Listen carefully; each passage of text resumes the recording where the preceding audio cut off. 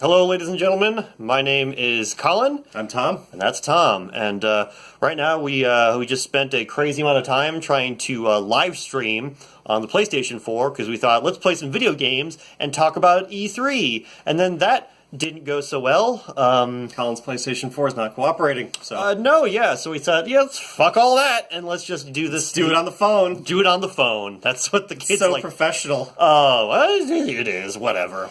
So did your E3 hopes and dreams get met? No. No, they did not. I don't think anyone's did. There were some surprises. Because it was like... This is the safest and also the most boring E3. It is. It was. There wasn't any surprise. I mean, that's what I just bring up the list of all the and that's announced game. Oh, that went away. Now your phone is acting all crazy. No, I have to. No, because I accidentally closed the browser. Okay, but yeah, in the previous video, the video that's just called Colin's E3 Hopes and Dreams, I kind of predicted that it was like this is just going to be kind of a boring, safe E3, and I was right. I was right, and. Yeah, there was a couple surprises. I think the biggest surprise was that the Rabbids and Mario game actually looks pretty good. Like I would play that game. It's well, I mean, yeah, because that had been leaked a long time ago. Like that had been leaked before the proper Switch reveal. Yeah, but nobody knew what kind of game that was, and so like a lot of people. They sure as shit didn't leak it. That was an XCOM clone. Yeah, that one was the biggest like surprise. Of just like this is like the XCOM series. A video game series that I've played very little of, but I've liked what I've played. A little strategy game, and yeah. Then there was. I'm trying to think of like other surprises. I was just like I was not expecting Metroid Prime 4. Okay, yeah, okay. You know that wasn't even a real trailer. Yeah, that wasn't even a teaser. That was just a JPEG. It was just it is a literal announcement trailer in that it is nothing but the You know, it's not even Retro Studios doing it. Who is doing it? I have no idea. Okay, great. They haven't even said. They just said it's not Retro Studios. Just like and that Metroid 2 remake that's coming out for 3DS, it's Mercury Stream. Who's Mercury Stream?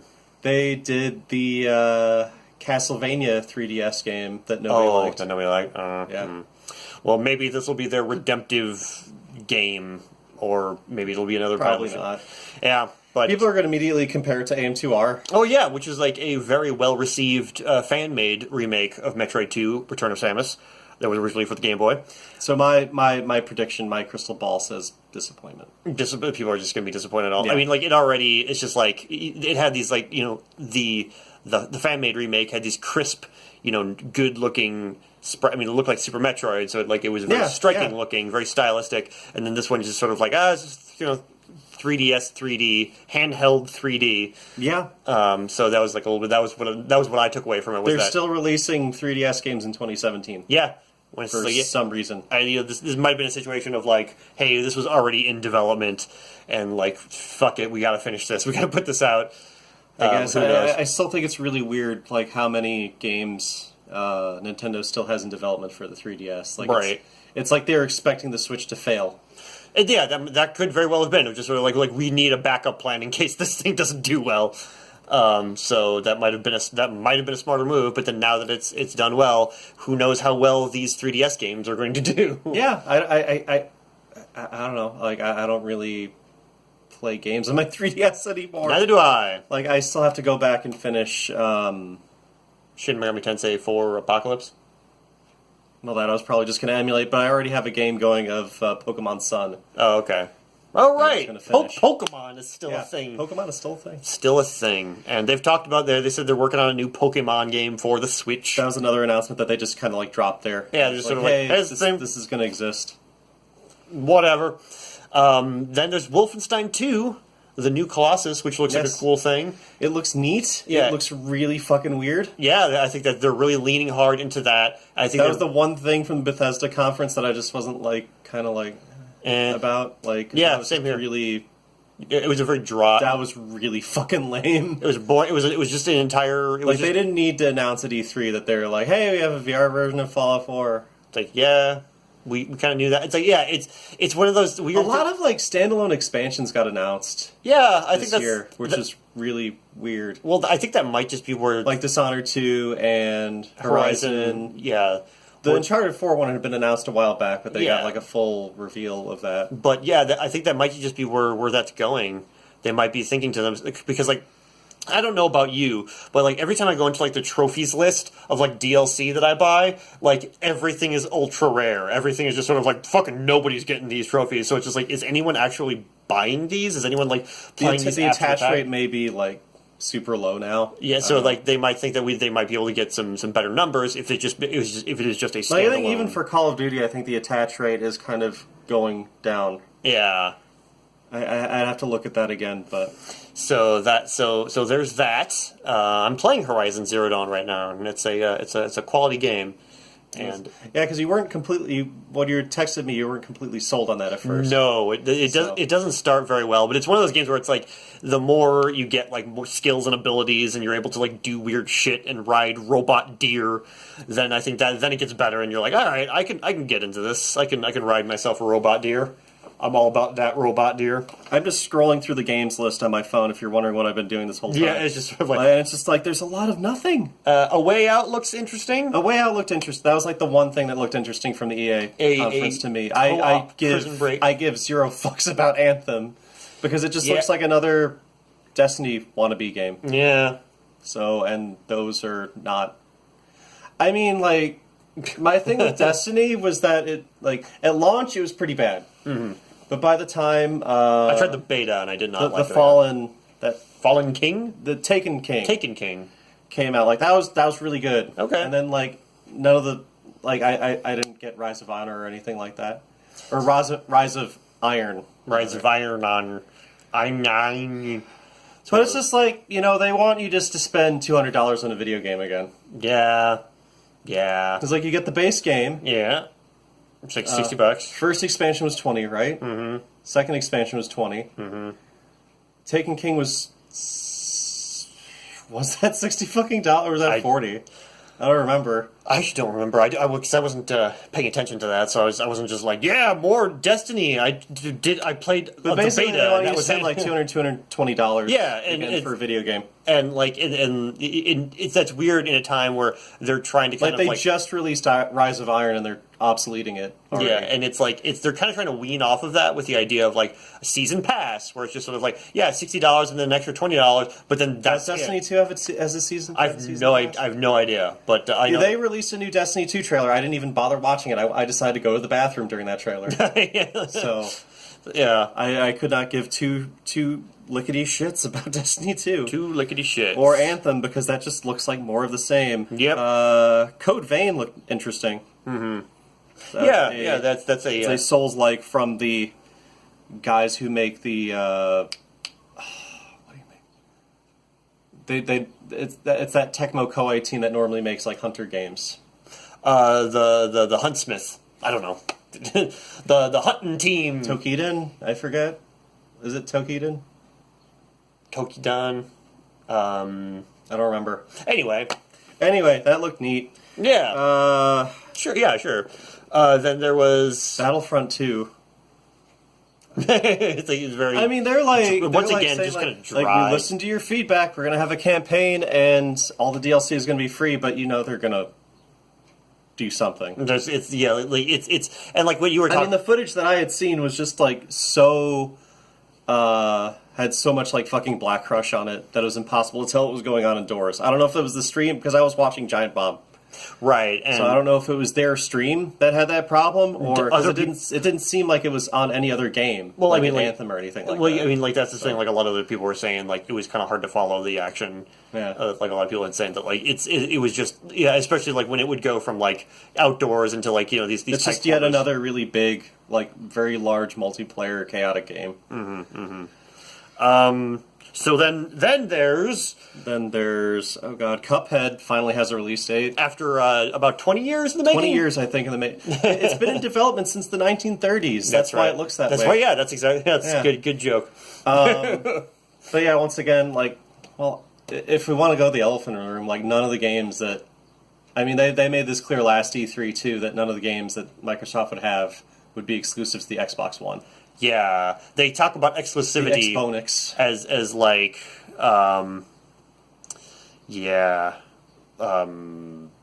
I'm trying to think. I want to say there was like one game that was just like that. I think somebody pointed out on like somebody else's stream was like this one game is literally like, exclusive to the Xbox. And it's not Super Lucky's Tale because that's coming on PC too. No. Was it Crackdown? Crackdown 3 is going to be on PC, right? That's going to be on PC. Okay, then I don't know what game it was, but I think there was some game that somebody brought up of the 40-something games that they had mentioned.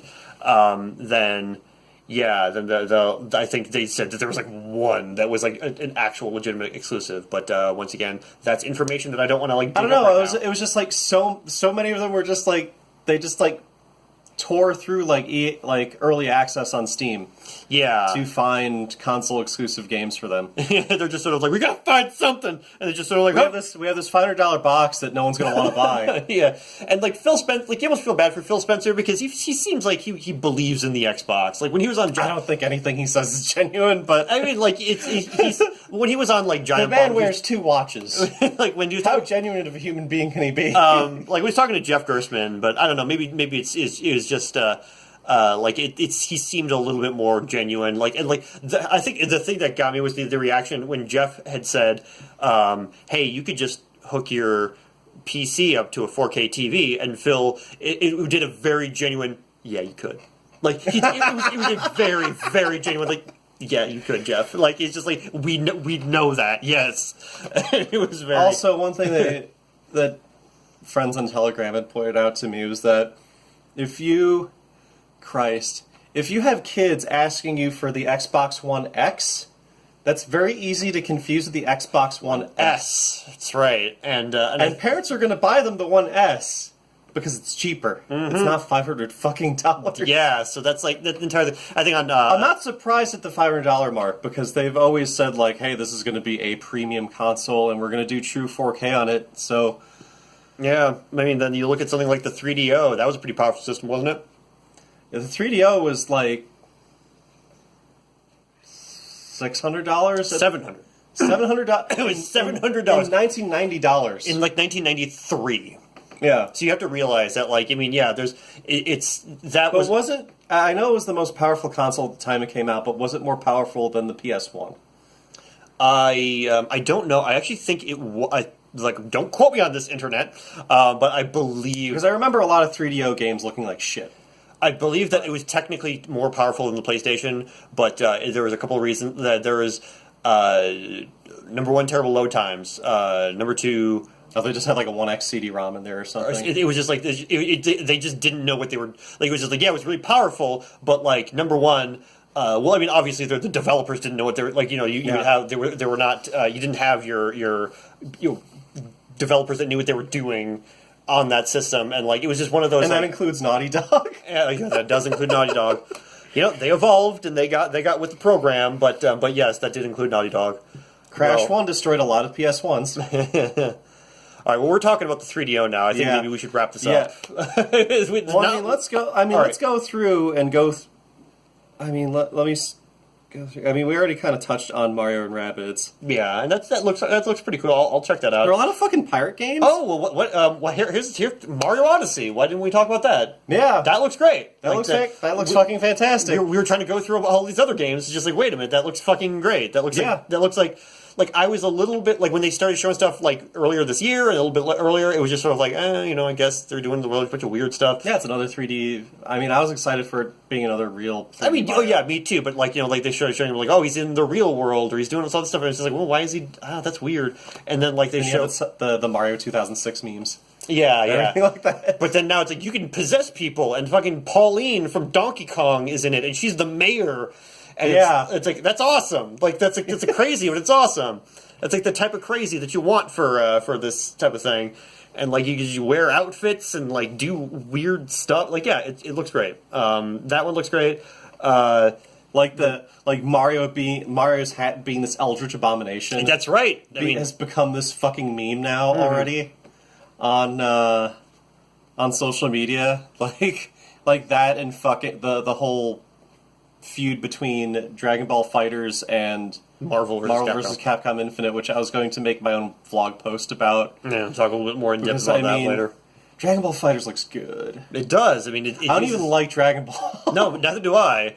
But like when you have that kind of Guilty Gear, like, is it anime or is it 3D? Ooh, like that's great. That looks really good. Well, I mean, this game. I mean, like I've watched a lot of fucking pre-release footage of it, and like Namco Bandai is going all in on the marketing for this now. Like they have this sizzle reel from E3 where you have fucking like Rocco from Mega 64 and Maximilian Dude like this is amazing. But like holy shit, it looks like you're playing an anime, and it looks better than Dragon Ball Super does, which isn't saying much because that looks like shit. That's the new anime? That's the new anime, and it looks like ass. I've not seen any of that.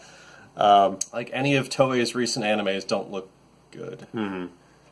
I heard Sailor Moon Crystal got better, but like I didn't think that looked terrible. I didn't think that looked terrible. I mean, like obviously, if you compare that with something like the new Berserk anime, Berserk is just like on another level of bad. Like, of just them not caring.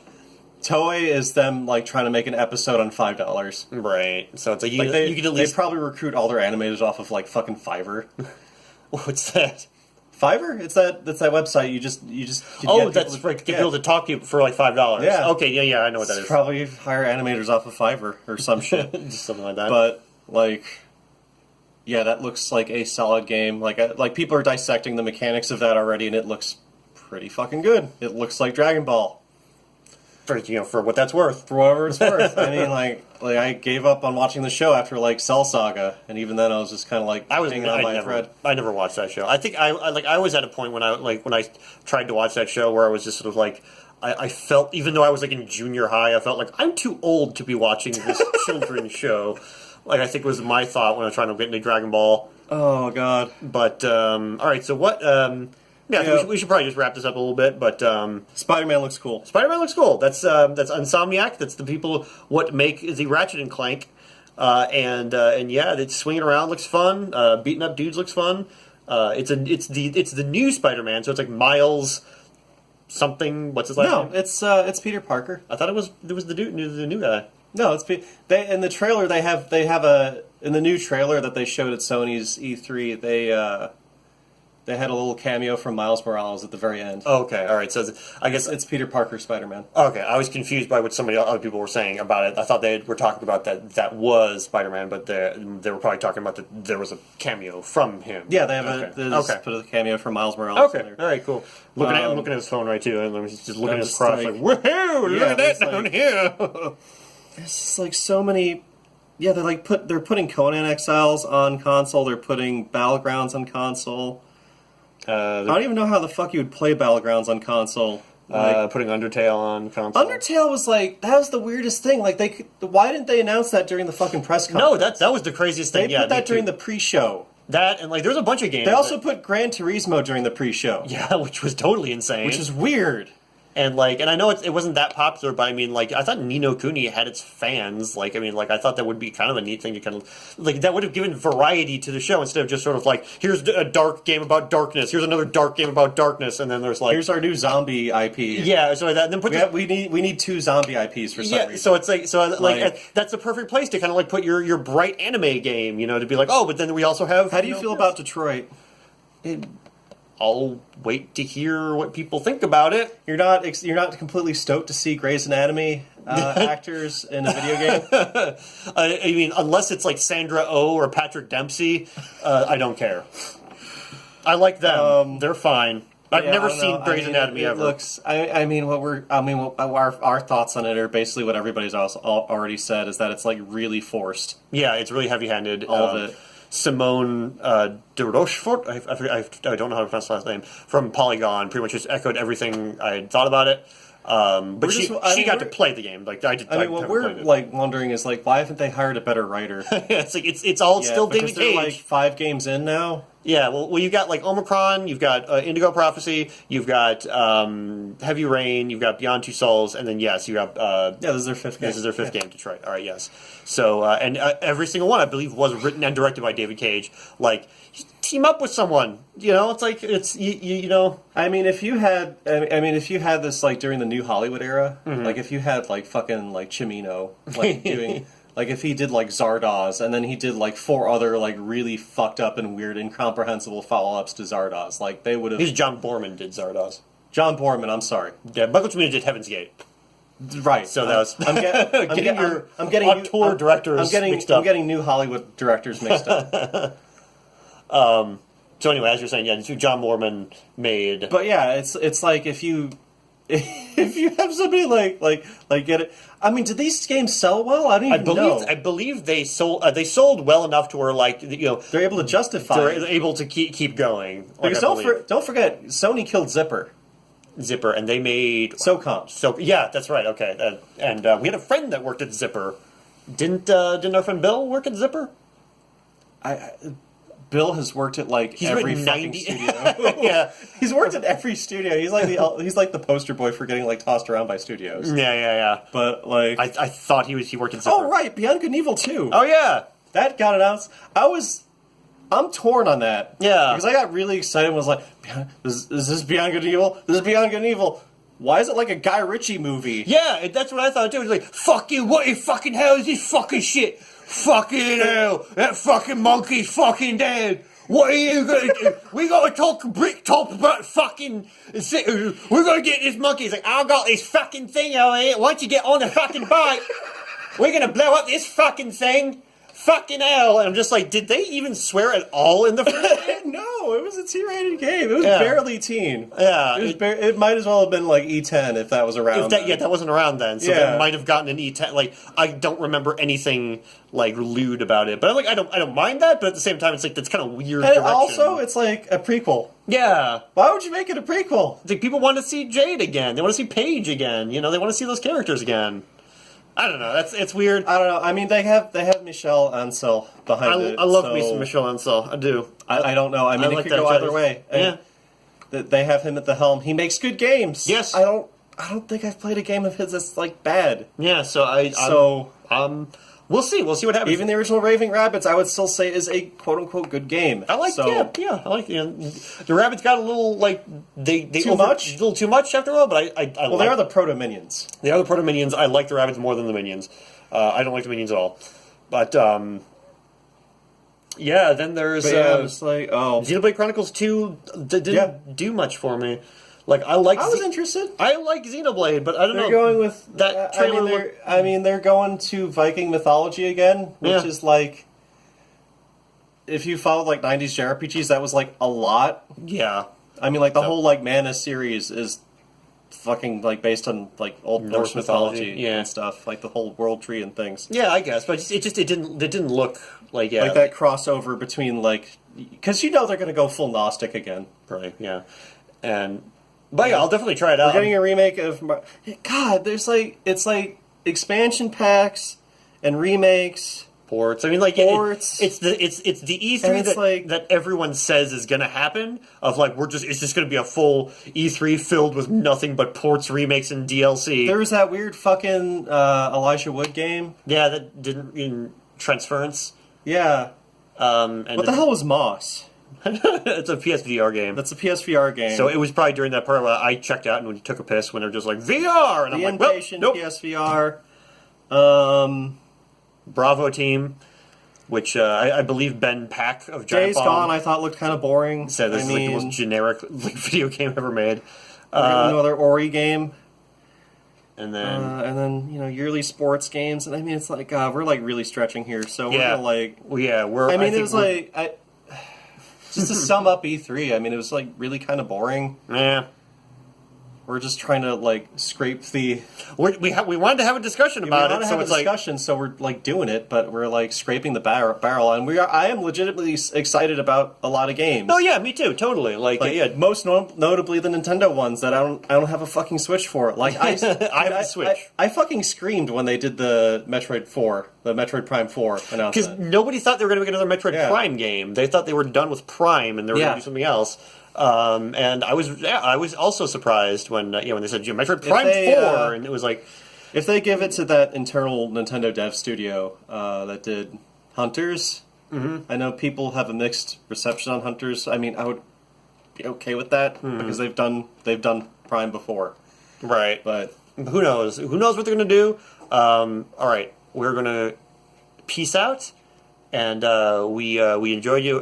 Hopefully this was fairly entertaining to watch. Yeah. And we'll catch you guys. I think we may highlight you doing Cockney Pig. Maybe. Who knows? All right. We'll see you guys later. All right. See you.